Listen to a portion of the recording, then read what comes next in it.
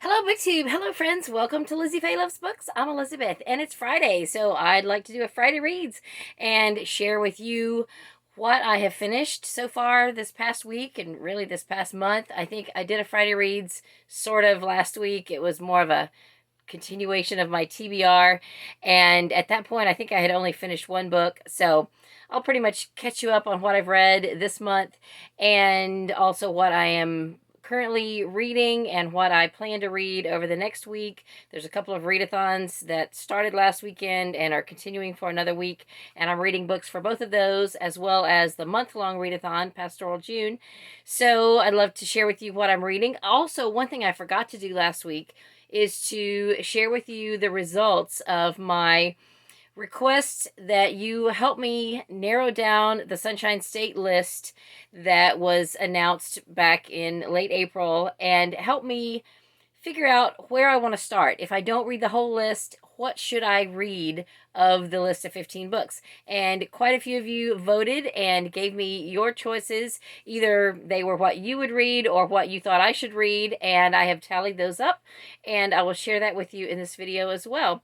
But first, let's just talk about what I have finished so far this month. Now, last week I already mentioned that I had finished Crocodile on the Sandbank, and this is by Elizabeth Peters. I had some interesting information from a watcher who just recently commented to last week's video and were telling me that the author of this book, Elizabeth Peters, is a pen name. I can't recall now the actual name, but that she was a real Egyptologist and a real scientist and had done a lot of study, but that the person who left the comment said she didn't like this first book, that it was too cliched and predictable. Well, I can see that. I don't necessarily think cliche is a bad thing in the right circumstances. I think if it makes you laugh and have a fun emotional experience, then I don't have a problem with that. So, as far as being predictable, I think I did not predict who the culprit was.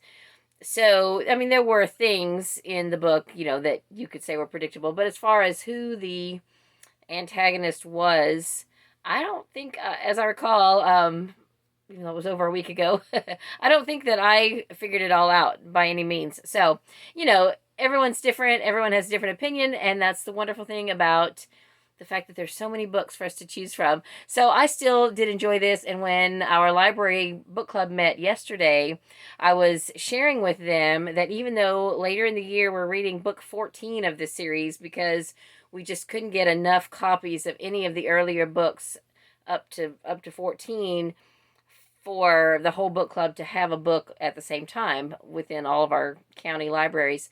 But I said, guys, between now and then, I think you ought to read at least this first book, if not several of the books, before you go into that other book. I haven't read any others other than this, and I think that this was a fantastically fun read. I really enjoyed it, and it really gave a good background of all the characters. It helped you get to know the main characters, which I think is going to really help my appreciation of the later books. So that was my take on it, and I appreciate Breezy Ann from Breezy Ann Reads for recommending that I do read these books in order. So that is my goal. I think we're not reading book 14 until November, so I've still got several months to binge the series, which I plan to do. Thankfully, they're on audio on Hoopla, and I'm really looking forward to it. This is probably going to be the only one I read this month because my TBR is already pretty full, but I'm still looking forward to binging that series. So then the two readathons happening right now that I am participating in are the category romance readathon hosted by Sarah the Bookish Knitter and Bree from Falling for Romance. And then the other readathon is the Golden Girls readathon, which I kind of jumped in to at the last minute, but it's super fun. There are 10 prompts. Well, there's actually more than 10 prompts. There's 5 for each girl and then 5 group prompts. So you do the group prompts plus you pick one of the girls and you read their prompts for a total of 10 prompts. And you can double up, but I picked a book for each of the challenges. And so far I have finished 3 books for the Golden Girls Readathon that count for the different challenges. And then they also are moving me along in other challenges as well. So I read Bedeviled Eggs by Laura Childs. I listened to this on audio on Hoopla. This was really fun. This is book 3 in the Cackleberry Club series, and so far it has been my favorite of the books so far. And maybe it's because I'm getting to know them better, but I don't know. I just like this one better. I thought it was fun. And then this and the next one I need to read before I start my books for the Cozy Mystery Summer Readathon, because my ebook is what I'm gonna the next book after. Let's see, what is this? I said this was 3. So 4. So book 5 starts with the word eggs, and I need that for my ebook in the word summer. So I want to get this one. Well, I wanted to get this one done, which I did, and then the next one at some point. It doesn't. I don't need it to count for either of the readathons, but I want to get it done before I start on my SUMMER books, because I plan to read them in order, one right after the other. Even though Ro from Cozy Read, she's like, I don't want people to read them all at once. Ro, I'm going to read them all at once. Well, one right after the other. Because that's just how my brain works. I want to do one thing at a time and just get them done. But I'm not saying that that's what everyone should do. Maybe I'll read half of them at the end of June and the other half at the beginning of July. That way it still crosses over over a 2-month period. Anyway, now I have only finished 5 books so far for the month, and today's the, what is it, 11th, 12th? I don't even know. And so that's not a huge quantity for me, but I feel like I have had really good quality so far this month. And I have a few books that I'm currently reading, and I have just had a really good reading month so far. And usually, I hear people say, no, it's quality over quantity. And sometimes I kind of like, no, I'm quantity over quality. Sometimes I really am. Whether that's a good thing or not, that's up to you. But for me, I get a lot of joy in checking things off my list, but I also get a lot of joy in reading a book that I really, really enjoyed.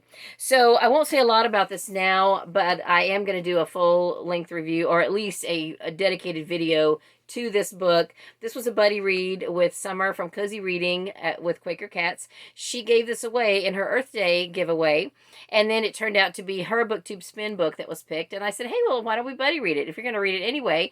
And it's a beautiful edition. This particular edition is so green. It has a page in the back that talks about how, all the links that they went to make this very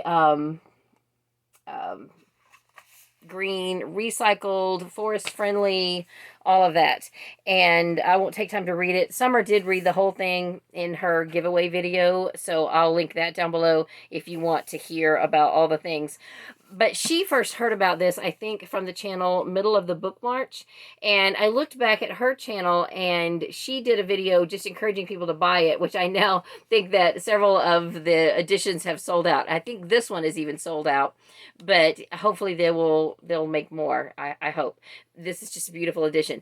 And thankfully, what's between the covers is fantastic. I loved it. I rated it 5 stars. I posted about it on Instagram, and the author liked my video, or I liked my photo. I was so excited. Anyway, I haven't read anything else by Michael Christie, but I probably will. I need to look at his catalog of work and see what all he has done.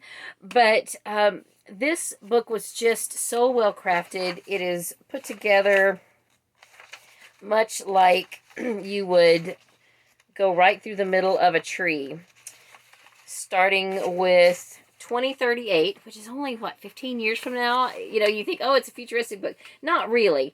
There's a little bit that starts in the future and ends in the future. It kind of comes full circle. But it starts in 2038. Then we learn about one of her ancestors. Well, we learn about her father, the main character's father, in 2008. And really, I say main character, there's a main character in each of the years, in each of the segments. So then we go to 1974, where we meet this character's grandmother, and it keeps on going back. 1934, the bulk of the book is set in 1934. Then there's a tiny bit in 1908, which is kind of when this Greenwood family started.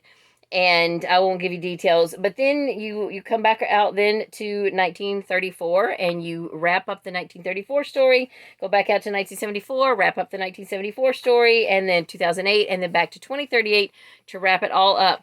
The only slight disappointment I had with the book as a whole was the ending was a tiny bit of a letdown. But honestly, the rest of the story was such a fantastic reading experience that I can give on the ending. It was probably more realistic.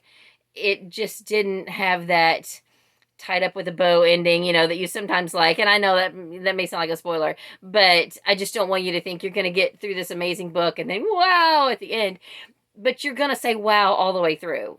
So I can give up a little bit at the end to say wow all the way through. And I think a lot of you would agree with that. So anyway, Greenwood by Michael Christie I think is fantastic. And I already said more than I meant to. I probably won't even need to do a review now. If you watch this, you probably don't need to watch the other review. Although I'll try to, talk a little bit more in depth about it then without giving away spoilers. I was trying to tell them about it at book club yesterday. And they're like, whoa, you're saying too much. And I'm like, I don't know where the medium is. I either don't say enough. I want to encourage you to read it, but I don't want to go overboard. Anyway, it was really great, and I loved it. And then the next book I finished, I am counting this for Pastoral June because this is set in the picturesque Shetland Islands of Scotland. And this is book 8 in the Shetland series by Anne Cleves. And I had not read any of the books prior to it. I would be interested in going back and reading some. But now that I've read this one, I suspected that this might happen. Now that I kind of know how it all wraps up, I'm not as interested to go back. And one of our book club members said the same thing, that she's like, no, I don't like going backwards, so I probably won't read anymore.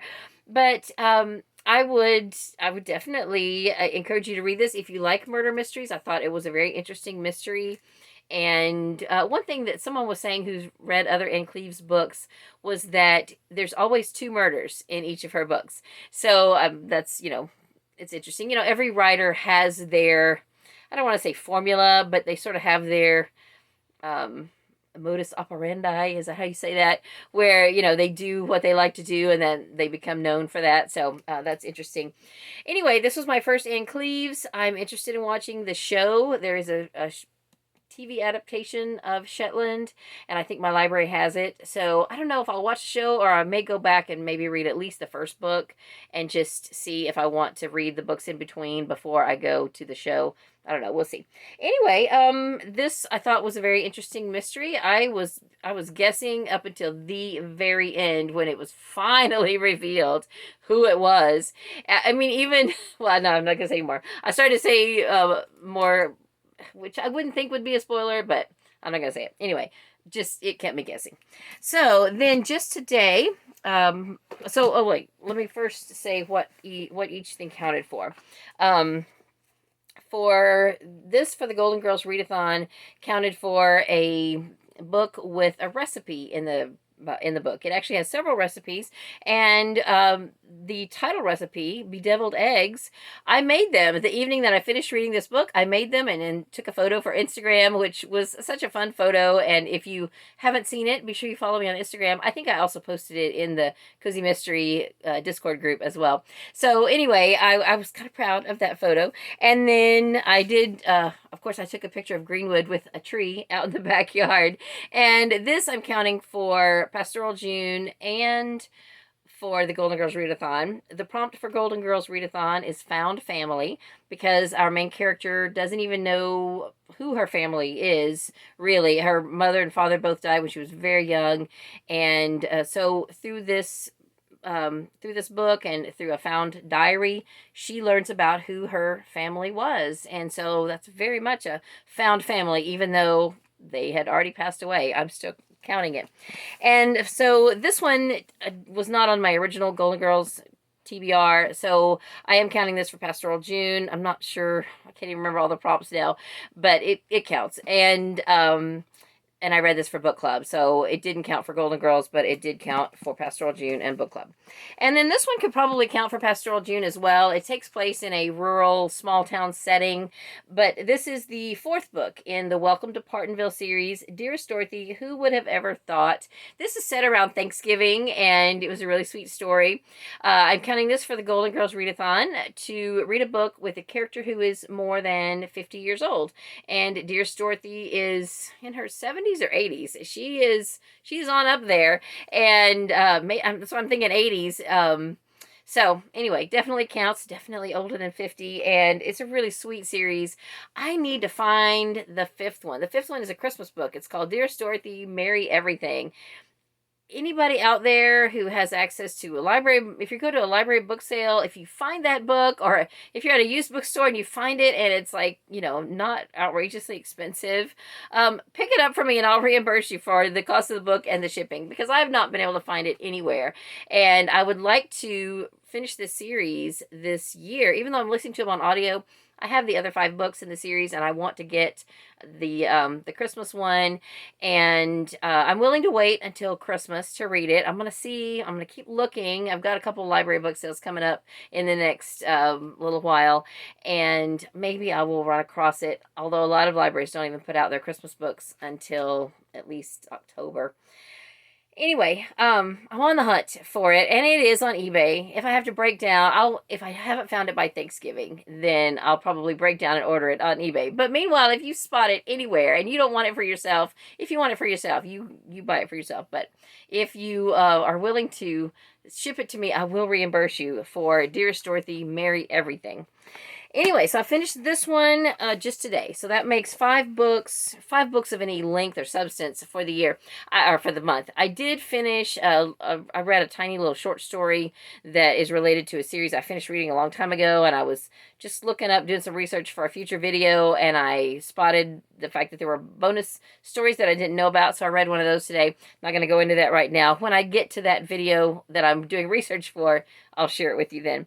So what am I currently reading? Well, the Pastoral June group has been reading Lark Rise to Candleford, and I am doing this 2 ways. I'm listening to the audio version on Scribd, and then I'm reading along in this abridged illustrated version. So there is a lot of the text missing in this book because it's abridged, but I'm really enjoying going through the book, and just really enjoying the the drawings and the illustrations and the paintings. It's a gorgeous book, and this is the only print copy that I could get my hands on, so I'm really happy to have it. And since this is a bind up of all 3 books in an abridged form, I am counting this one on Goodreads as a separate book, because I am reading this from cover to cover, and I'm listening to the full length on audio as I go along. So by the time I get through with all 3 books, it'll be a total of 4, because I'm counting this one as well.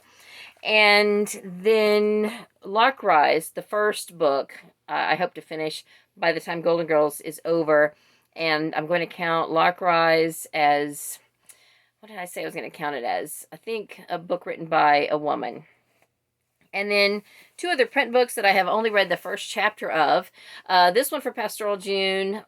There's another cover that exists that's much more pastoral looking than this cover, but I'm definitely reading for Pastoral June, and also for the Golden Girls Readathon to meet the prompt, a book about an immigrant. And this is a Newbery winner from 1960, so this also works towards my Newbery goal of reading all the Newbery books. And so far I enjoyed the first chapter, and I just haven't gone any farther because I'm also working on reading a manuscript book that I'm copy editing.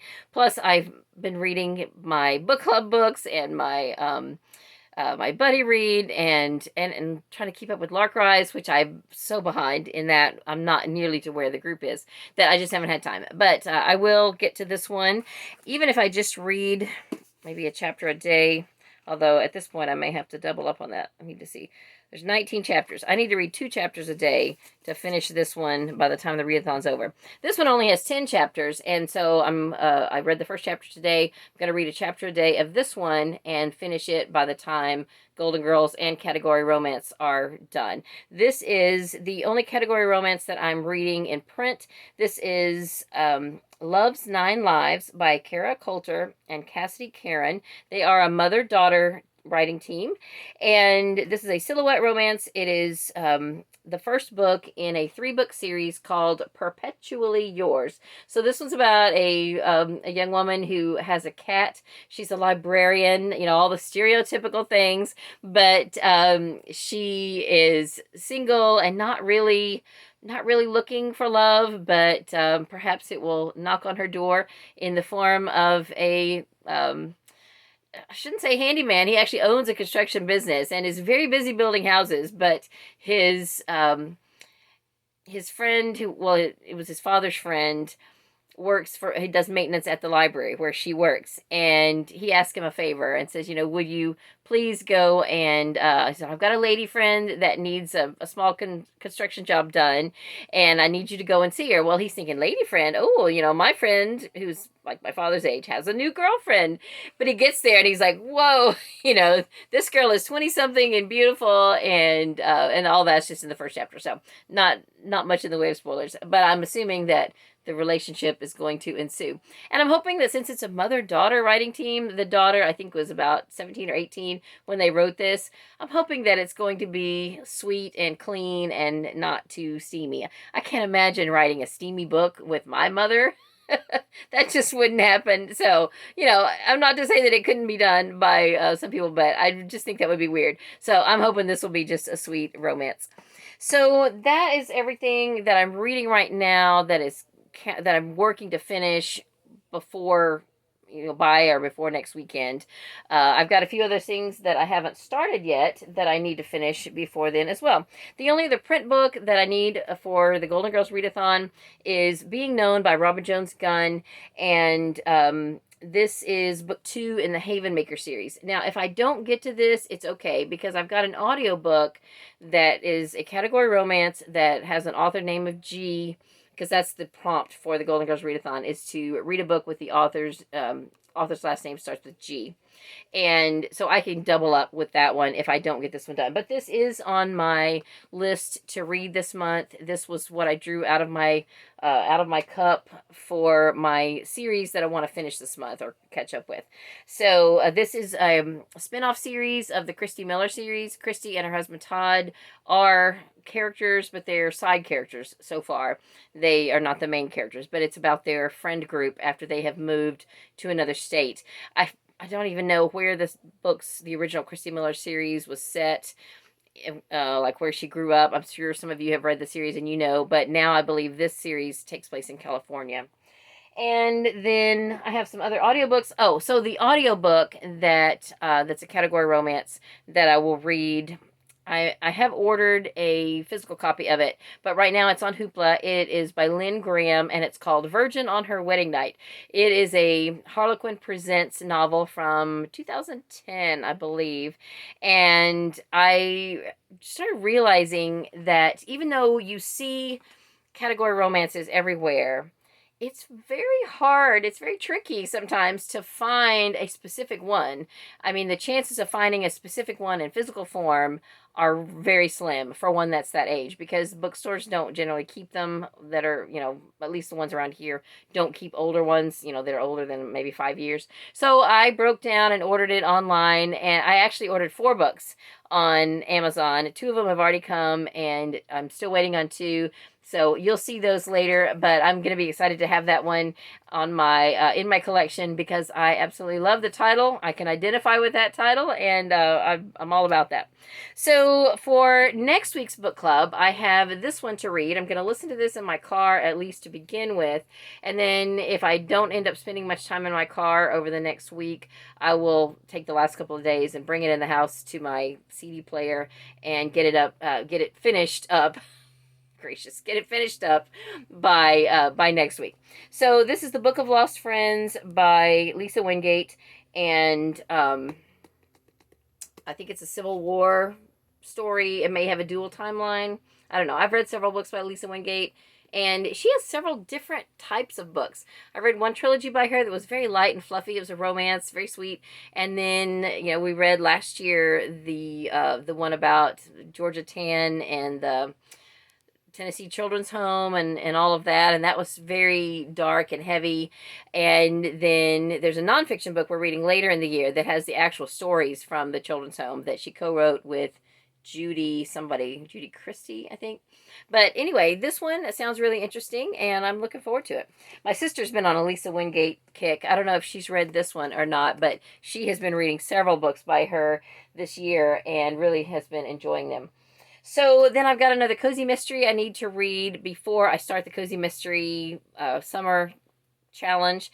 And this one I'm going to count for one of the Golden Girls prompts, and I can't think which one it is now, but anyway, it's going to count for Golden Girls. And then I have this one checked out on Hoopla, I think. This is book 2 in the Twilight Texas series by Lori Wilde, True Love Quilting Club. And this is a series that I want to binge this month, maybe in the second half of the month. But since this is a romance, I've got it pulled out and ready to go. If I finish up everything, as far as audiobooks that I need to read for all the prompts and stuff, then I will have this one to fill in the gap before I start my next challenge or whatever. Also for book club, I have we're supposed to read a book by Chanel Cleaton for, I don't even know what month, a couple of months from now, maybe August. And earlier when I looked it up, it looked like it was the third book in a series. Now they've taken the numbers off and the books are listed separately. So I think they're connected, but maybe they just didn't want people to think that you had to read them in order. But the book we're supposed to read for book club is Last Train to Key West. But anyway, so I decided to go ahead and pick up the first two. They are on Hoopla. I don't think they're on Hoopla. They might be on Hoopla on ebook, but they are on Audible Plus. So I have Audible Plus currently right now, so I may as well take advantage of that. The first one is Next Year in Havana, and that looks really good. This was a Reese Witherspoon book club pick. And then When We Left Cuba is the next one.